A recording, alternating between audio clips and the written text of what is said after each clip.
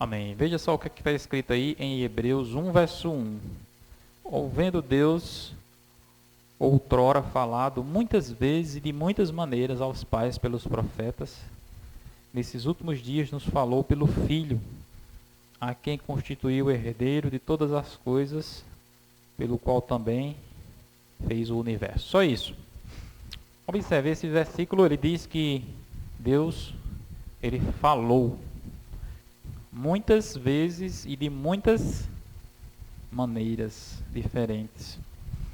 E só que as maneiras que Deus usava para falar, ele usava um intermediário, que era quem? Que diz aí? Os profetas. E por último nos falou pelo que é Jesus. Observe, Deus ele sempre falou de muitas maneiras, né? De muitas formas. O livro de Romanos fala que Deus fala até por meio da natureza, né? Pelas coisas que ele criou. E, inclusive, Paulo diz que os seres humanos, eles são, né? Como é que diz lá? Sem desculpa, não é? Porque eles veem a revelação de Deus. No entanto, Deus fala de maneira bastante direta por meio dos profetas, de várias maneiras, de várias formas. Deus falou no passado, né? Sempre que Deus ele chamava um profeta, ele fazia com que o profeta predissesse algo, fizesse alguma profecia, né? E quando o profeta fazia tal profecia, Deus já preparava outro profeta para estar vivo no dia do cumprimento da profecia. É interessante isso, né? Você pega, por exemplo, Daniel. Não sei se vocês sabem, mas Daniel, ele profetizou o nascimento, o batismo e a morte de Jesus. O profeta Daniel. E quem era que estava lá no dia que Jesus se batizou? Qual era o profeta que estava lá? João Batista. Observe. Um profeta predisse, né? E o outro estava lá para cumprir.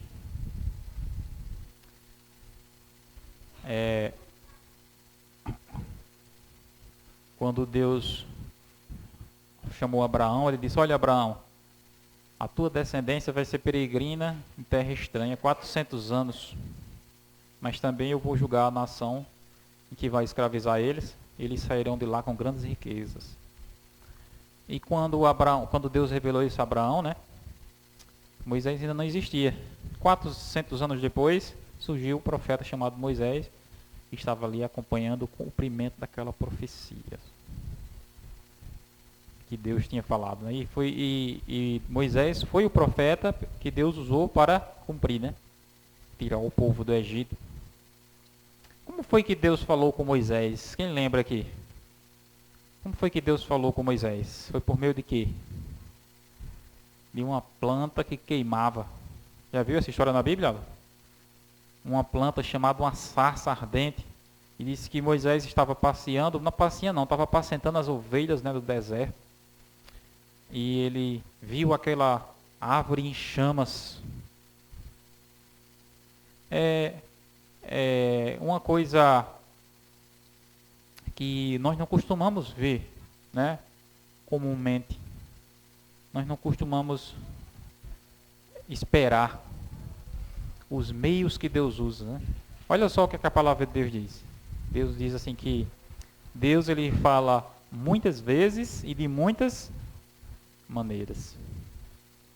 Quer dizer, com Moisés, ele falou por meio do fogo.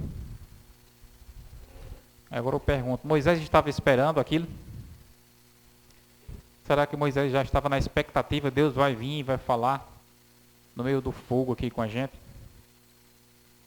Aquilo foi algo totalmente estranho e surpresa para Moisés, né? Tanto que ele viu a planta queimando, né?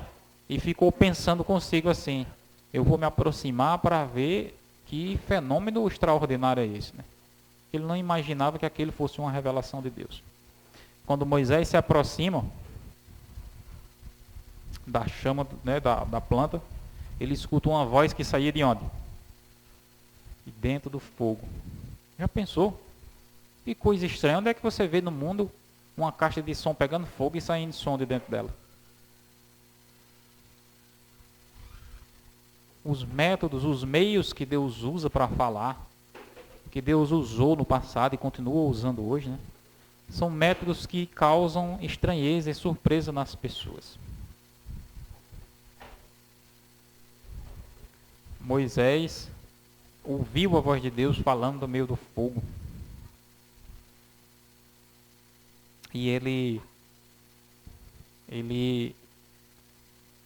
recebeu uma ordem, né? A primeira ordem que Deus disse a ele, né, antes de se aproximar, Moisés, tire as sandálias dos pés, porque o lugar em que estás é santo. E Moisés escondeu o rosto porque ficou com medo de olhar para Deus. Tirou as sandálias dos pés. Observe, irmãos, a presença de Deus, ela quase sempre, ela gera um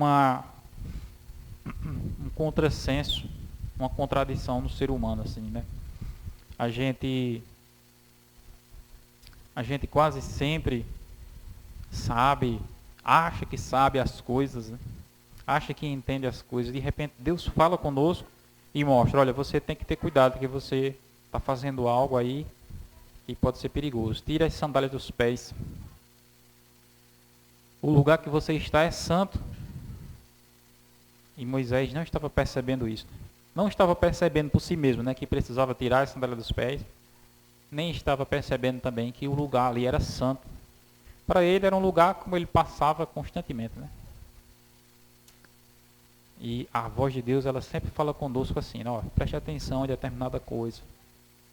Coisas que Deus dá importância são coisas que o mundo geralmente não dá importância. Um outro exemplo da Bíblia, vocês conhecem a história de Balaão? Que meio Deus usou para falar com Balaão? Conhece a história? Usou uma jumenta. Já pensou, Deus falar por meio de uma jumenta, né? Quer dizer, a gente fica pensando, né? Quem jamais iria esperar, não era? Que Deus ia usar uma jumenta, né? Para trazer uma mensagem para alguém. Se de repente você saísse na porta da sua casa e um jumento começasse a falar. Ia ficar escutando o que ele tinha a dizer, a jumenta. Não. É interessante que a história de Balaão mostra que Balaão ficou conversando com a jumenta. Era mais ou menos o seguinte. Balaão ia num caminho, né? Que ia tipo assim, contra a vontade de Deus, né? Tinham oferecido dinheiro a ele, entendeu? Dinheiro para amaldiçoar o povo de Deus. Aí Balaão disse, eu para amaldiçoar o povo de Deus eu não sei não, mas o dinheiro eu quero. Aí preparou a jumenta, subiu em cima e partiu, né? Aí disse que em determinado momento da viagem, um anjo de Deus aparece, né? E é interessante que Balaão não vê o anjo de Deus. Quem foi que viu? A jumenta viu. Eu já vi histórias, irmãos, de animais que diz que vê, né? Às vezes eu fico olhando assim para os gatos, parece que os gatos ele tem uma visão apurada, né? Eu fiquei encarando um gato, o gato só olhando para mim e eu prestei bem atenção nele, ele não estava olhando para mim, ele estava olhando para alguma coisa atrás, os olhos dele, né? E eu fiquei olhando assim, não tinha nada, né? E eu fico pensando, acho que os animais às vezes vê, né, coisas que a gente não vê. Foi no caso de Balaão. A jumenta viu o anjo, né? E disse que, por exemplo, eles iam aqui assim, né? Eles iam aqui assim, ó. E a jumenta foi, apertou a perna de Balaão contra a parede, né? E Balaão puxando, né, o cabresto da jumenta para o meio e a jumenta empurrando ele para cá. E disse que passaram por aquele aperto, né? Quando foi mais à frente, mais uma vez o anjo aparece para a jumenta. E a jumenta não tinha para onde se escorar, foi o que ela fez. Arriou as patas. Baixou, né? No que ela se baixa, parou, né, não andou mais, foi que Balaão fez? Chibata na jumenta, né? Chibata na jumenta. E foi nesse momento que ela falou. Aí disse para ele da seguinte forma, né? Você não está vendo que eu sou a sua jumenta que sempre lhe carrego? Por que você está me batendo desse jeito? Aí Balaão começou a dialogar com a jumenta, né? Aí disse, por que você já arriou as pernas aí e não quer me levar? Ele disse que nesse momento a jumenta baixou, né? E Balaão viu, né? O mesmo anjo que a jumenta tinha visto. E o anjo falou para Balaão assim: já 2 vezes a jumenta salvou a sua vida, que se não fosse por ela você tinha morrido. Já pensou?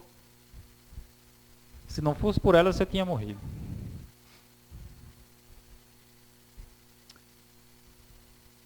Ou seja, Deus ele usa instrumentos, né, inusitados. Uma chama de fogo no meio de uma planta, uma jumenta, Eu estava lendo ainda hoje uma passagem interessante da Bíblia, falando que Jonas orou no fundo do mar, dentro da barriga do peixe. Orou a Deus, Jonas, né? Aí lá no final da passagem diz assim, que o Senhor falou com o peixe e esse vomitou a Jonas na praia. Pessoal, que coisa interessante. Como é que alguém... Imagina aí se você tivesse um aparelho, se você conseguisse se comunicar com uma baleia no fundo do mar. Existe alguma tecnologia humana capaz disso? Os seres humanos eles podem colocar uma sonda, né, em um tubarão, numa baleia, para rastrear ele ali, mas para falar com ele. E diz que Deus falou com um peixe no fundo do mar. E o peixe saiu até a praia e vomitou Jonas na praia. Eu me lembrei daquela história de quando Jesus estava dormindo, né, no barco. Diz que houve uma tempestade, né, e os discípulos acordaram Jesus, né, e disse, mestre, o barco está virando. E Jesus então repreendeu o quê? O vento e o mar. O vento parou e o mar se acalmou. E os discípulos então olharam um para o outro assim e disseram, quem é este que até o vento e o mar lhe obedecem? Qual é a tecnologia humana capaz de fazer isso? E por meio de uma simples comunicação, né? Parar a chuva, parar o vento, parar o mar. Isso é o quê? A voz de Deus. Lembrei também de quando Jesus chegou diante da tumba de Lázaro, né? Ele chegou e disse que tinha uma pedra grande, né? Que tinham colocado na porta. E Jesus então, antes de dizer qualquer coisa, Jesus disse assim aos homens, tirai a pedra. Lembra da história? Tirai a pedra. Era uma pedra grande, né, que eles colocavam ali. Era preciso muitos homens para remover aquela pedra, né? Giravam ela ali, tirava ela da frente da porta. E quando tiraram a pedra, então Jesus deu a ordem, né? Lázaro, lembra o que foi que ele disse? Venha do céu. Foi isso que ele falou? Foi? Lázaro sobe da terra. Foi isso que ele disse? Foi o quê? Lázaro vem para fora. Observe que palavra interessante, né? Algumas pessoas dizem assim, não, os mortos que morreram com Cristo vão para o céu. Se fosse assim, Jesus teria dito, Lázaro, desce do céu. Não era assim?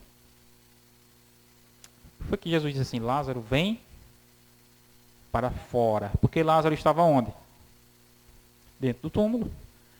As pessoas dizem assim, não, fulano morreu, mas foi para o céu. Fulano morreu, mas está vagando. Fulano morreu, mas está no purgatório. As palavras de Jesus são muito claras, né? E as palavras de Jesus são muito poderosas, né? Você já tentou alguma vez chegar na frente de um túmulo e dizer assim, mortos, vem para fora para ver se ele sai? Já tentou, Luiz? Observe, irmãos, que palavra poderosa, né? Porque entra no ouvido de um morto dentro de uma tumba e faz ele acordar, levantar-se e sair. Em João 5, 28 e 29, Jesus diz assim, quando ele vier, né, novamente nas nuvens do céu, ele diz que os mortos, os que se acham nos túmulos, né, ouvirão a sua voz e sairão.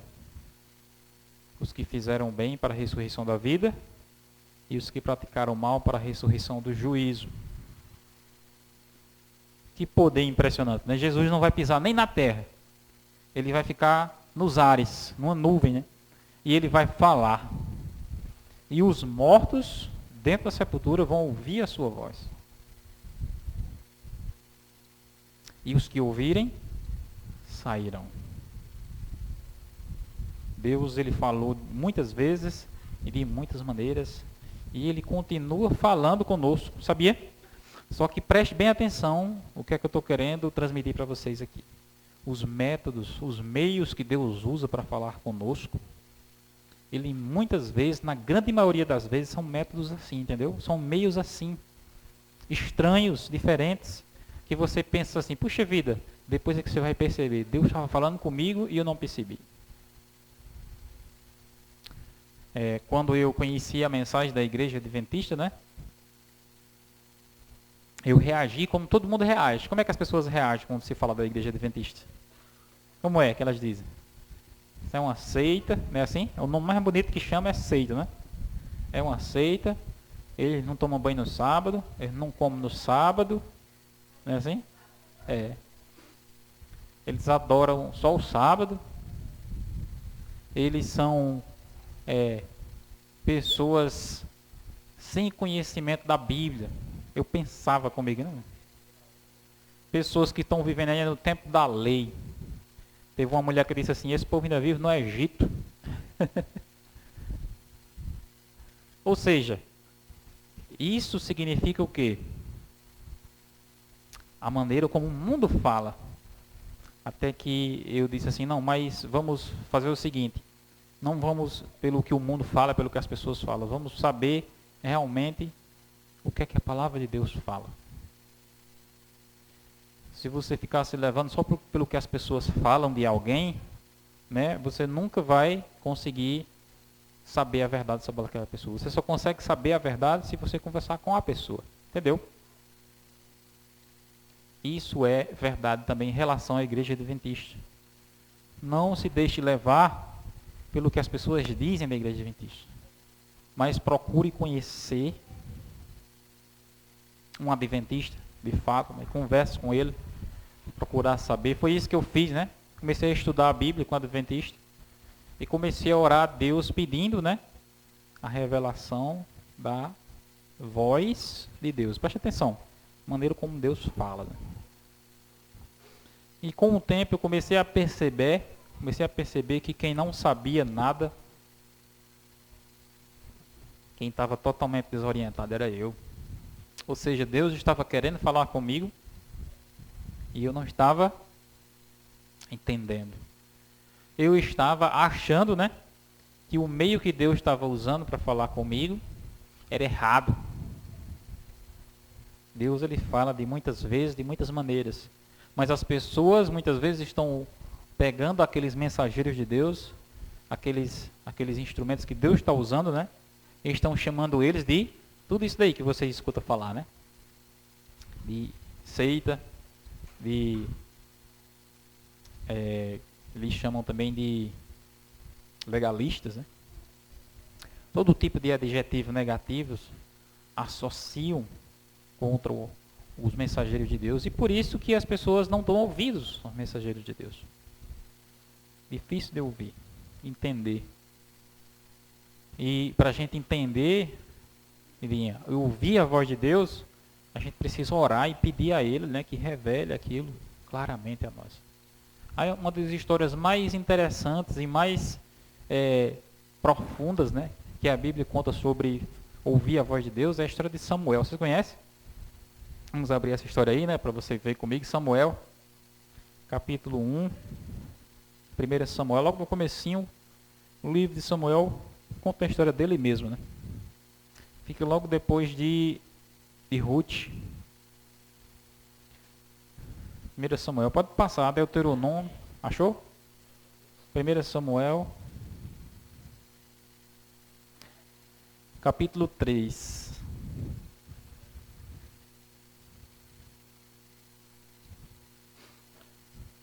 Muito bem, 1 Samuel, capítulo 3, a partir do verso 1. O jovem Samuel servia ao Senhor perante Eli. Naqueles dias a palavra do Senhor era muito rara. As visões não eram frequentes. Certo dia, estando deitado no lugar acostumado o sacerdote Eli, cujos olhos já começavam a escurecer-se, a ponto de não poder ver, tendo-se deitado também Samuel no templo do Senhor, em que estava a arca. Antes que a lâmpada de Deus se apagasse, o Senhor chamou o menino Samuel, Samuel. Este respondeu: Eis-me aqui. Correu a Eli e disse: Eis-me aqui, pois tu me chamaste. Mas ele disse: Não te chamei, torna a deitar-te. Ele se foi e se deitou. Tornou o Senhor a chamar Samuel. Este se levantou, foi a Eli e disse: Eis-me aqui, pois tu me chamaste. Mas ele disse: Não te chamei, meu filho, torna a deitar-te. Porém Samuel ainda não conhecia o Senhor, ainda não lhe tinha sido manifesta a palavra do Senhor. O Senhor, pois, o tornou a chamar a Samuel terceira vez, e ele se levantou. E foi a Eli e disse: Eis-me aqui, pois tu me chamaste. Então entendeu Eli que era o Senhor quem chamava o jovem. Por isso Eli disse a Samuel: Vai deitar-te, se alguém te chamar, dirás: Fala, Senhor, porque o teu servo ouve. Foi Samuel para o seu lugar e se deitou. Então veio o Senhor, e ali esteve e chamou como das outras vezes: Samuel, Samuel. Este respondeu: Fala, porque o teu servo ouve. Pronto, só isso daí. Entenda bem essa história, né? Uma criança, um jovem Samuel, ele vivia no templo, junto com o sacerdote. Né? E é interessante isso, né? Porque eu fico pensando, né? Eli e Samuel, um velho, né? E um jovem. Ambos estavam próximos um do outro, sim ou não? No entanto, os dois ouviram a voz de Deus, sim ou não? Não, apenas um ouviu a voz de Deus. O que isso diz para mim e para você? E às vezes, no mesmo ambiente, uma pessoa pode ouvir a voz de Deus e outra não. Interessante que Deus ele falou ali 4 vezes, não foi? Com Samuel. E nas 3 primeiras vezes, Samuel pensava que era quem? Pensava que era Eli que estava chamando. Entenda bem isso, compreenda bem isso daí, o que significa isso. Meu? Deus falando conosco, Deus nos chamando, né? E a palavra ali diz que Samuel ainda não conhecia, não é assim? Não sabia quem era o Senhor. Ele não entendia aquilo. Não se dá o caso de muitas vezes ocorreu mesmo conosco. O que é que você acha? Deus falar conosco, Deus comunicar algo a nós, né? E de repente você achar que é A ou B ou C, né? Assim. Muito parecido com aquela visão assim que Deus ele usa, né?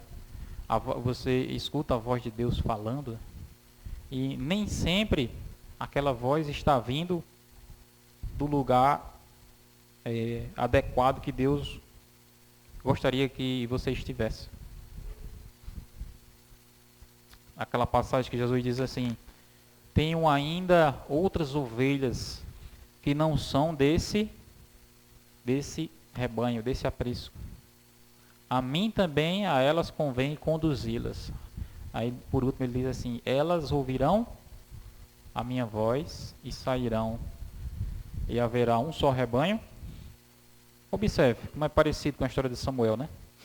A voz de Jesus fala a ovelhas que estão espalhadas em todos os rebanhos diferentes. E as pessoas estão em rebanhos onde Jesus não é o pastor. Preste atenção. Elas escutam a voz de Deus também ali. E muitas vezes elas se voltam para os seus líderes, pensando que é eles que estão sendo a voz de Jesus, mas na verdade é a mesma situação de Samuel. Se voltando para Eli, pensando que era ele que estava chamando, quando na verdade era Deus que estava falando de forma direta com ele, sem usar aqueles instrumentos.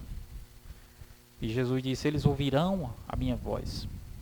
Haverá um só rebanho e um só pastor.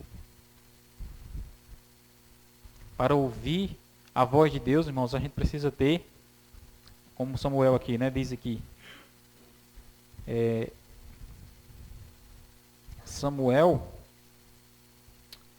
não tinha sido ainda manifestada ainda a ele a palavra do Senhor. Deus, ele falou de muitas maneiras, muitas vezes aos pais pelos profetas. Nos últimos tempos nos falou pelo Filho. Tanto o que Deus falou com os profetas, como o que Deus disse a Jesus e usou Jesus para falar, e que os apóstolos escreveram, né, sobre a história de Jesus. Tudo isso está registrado aonde? Na Bíblia Sagrada. Observe, irmãos, aqui está o grande diferencial do nosso tempo, né? Eu vou pegar, por exemplo, aqui esse livrinho aqui, né? Vamos usar a comparação aqui. Aqui a Bíblia Sagrada, ela contém aquilo que Deus falou aos profetas, aquilo que Deus falou a Jesus e foi escrito por meio dos apóstolos. E aqui do outro lado, eu vou ter como exemplo aqui, né? Aquilo que os homens falaram, aquilo que os homens escreveram, aquilo que os homens inventaram, as tradições humanas. Eu devo colocar isso aqui lado a lado, ou eu devo colocar a palavra de Deus mais alto? Olha, existem religiões que colocam as tradições humanas e os ensinos humanos lado a lado com a palavra de Deus. Existem religiões que colocam as tradições e os ensinamentos humanos acima da palavra de Deus. E existem religiões que colocam a palavra de Deus acima de tudo. A palavra de Deus é acima de tudo. Vamos pegar, por exemplo, o domingo, né? A crença no domingo, a guarda do domingo. Ela se fundamenta em quê? Na palavra de Deus ou nas tradições? Unicamente nas tradições. O pastor evangélico, ele diz assim: nós guardamos o domingo em homenagem à ressurreição de Jesus. Porque nós celebramos a ressurreição de Jesus e não a sua morte. Qual é o versículo bíblico que ele usa para defender essa ideia? Nenhum. Porque não existe nenhum versículo bíblico que apoie essa ideia. Não existe nenhum trecho da Bíblia onde Jesus apoie isso. Você está entendendo? Ou seja, a crença e a doutrina, Adivan, da guarda do domingo como uma memória da ressurreição de Jesus se baseia unicamente em tradições humanas, em ensinamentos de homens. A palavra de Deus é muito clara. Ela diz que Jesus guardou o sábado. Jesus não só guardou o sábado, como ele disse assim: eu sou o Senhor do sábado, não foi assim? E o sábado foi estabelecido por causa do homem. As pessoas dizem que Jesus veio para cumprir a lei, né, e anular o sábado. Mas as próprias palavras de Jesus, elas contradizem isso, porque ele diz assim: o sábado foi estabelecido. Observe, o que é uma coisa estabelecida? É uma coisa que ele veio mudar. Se uma coisa foi estabelecida, então significa que ela pode ser alterada. Como é que Deus pode estabelecer uma coisa e ao mesmo tempo alterar? É um contrassenso, né? Se ele está dizendo que estabeleceu algo, é porque aquilo está válido. Todos os apóstolos de Jesus guardaram o sábado. O apóstolo Paulo, ele chegou num lugar lá, não lembro bem qual era, onde ele era sábado, né? E não tinha nenhuma sinagoga, porque ele andava nas sinagogas no sábado, pregando sobre Jesus, né? E nesse lugar não tinha nenhuma sinagoga, então ele foi para a margem do rio, para debaixo de uma árvore, e ali reuniu algumas pessoas, um dia de sábado.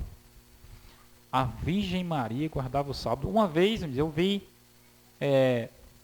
um grupo de mulheres católicas, se eu não me engano, de uma vertente lá da Legião de Maria, que elas eram extremamente zelosas com o sábado, porque elas viram no Evangelho que Maria e outras mulheres guardaram o sábado conforme o mandamento. Observe, isso está na Bíblia. Não existe um único versículo na palavra de Deus que apoie a guarda do domingo. Existem mais de 100 versículos na Bíblia que defendem o sábado. Se você realmente dá crédito à palavra de Deus, considera a palavra de Deus como a voz de Deus, você precisa pensar sobre isso. Todos os profetas guardaram o sábado. A palavra de Deus diz no livro de Isaías que na nova terra, no reino dos céus, né, na nova Jerusalém, de uma lua nova a outra e de um sábado a outro, toda carne virá adorar perante mim. Está em Isaías 66, fala sobre isso. A palavra de Deus, desde o livro de Gênesis até o livro de Apocalipse, ela deixa claro o que foi que Deus falou sobre o sábado. O mandamento do sábado, irmãos, ele é o mais detalhado que tem na lei. Os 10 mandamentos, né? O primeiro mandamento diz assim: não terás outros deuses diante de mim. O segundo mandamento é um pouquinho mais extenso, que ele fala sobre não adorar em imagem, né? Não fazer imagem, não se encurvar a elas. O terceiro mandamento fala para não tomar o nome de Deus em vão. Curto, né? E o quarto mandamento, então, ele poderia ter dito só assim: lembra-te do dia de sábado, né? Mas só que ele decide aprofundar um pouco mais. E ele começa detalhando e dizendo: porque em 6 dias fez o Senhor o céu, a terra, o mar, as fontes das águas, e no 7º dia descansou. Por isso, o Senhor Deus abençoou o dia de sábado e o santificou. Aí ele começa a dizer mais assim: não farás nenhum trabalho, nem tu, nem teu filho, nem tua filha, nem teu servo, nem tua serva, nem teu animal, e nem o visitante que estiver na tua casa, nas tuas portas para dentro. Observe. Exatamente, se você observar a lei de Deus, né? Qual é o único mandamento que começa com a palavra lembra-te? O sábado é o único. Qual é o único que as pessoas insistem em esquecer? Não é interessante isso? Você lembra da história de Balaão, né? Lembra da história de Samuel, pensando nisso? Exatamente aquele mandamento que Deus manda a gente lembrar, é exatamente aqueles que o mundo está mandando a gente esquecer. Porque o mundo evangélico, a sociedade como um todo, ela não tem problema nenhum com os outros 9 mandamentos, né?